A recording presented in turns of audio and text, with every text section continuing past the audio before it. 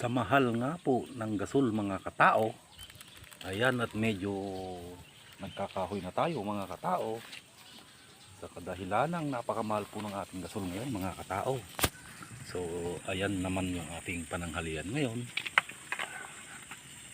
May pinauraga si Ma'am Kabato na karne mga katao. Umorder tayo ng laman at saka natin sinabawan ng talbos ng sampalok mga katao, at meron pa siyang pasamang atay mga katao. So ayan, kaya natin iniihaw yung atay mga katao. Ayan yung ating atay mga katao. Ayan, ayan yung ating pananghalian ngayon mga katao. Ang sarap po nung kanyang asim, talbos po ng sampalok. So ayan po yung ating nagiging pananghalian ngayon mga katao. Ayan, papakita ko naman sa inyo mga katao yung anak ng aming mga kambing. Ayan yung ating mga kambing mga katao.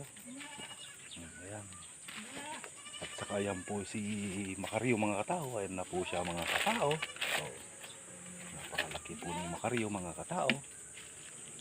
Ayan po yung pinapalit po ni Kuya Rani Sabado mga katao. At ayun naman po yung ating mga kambing na tatlo yung anak mga katao.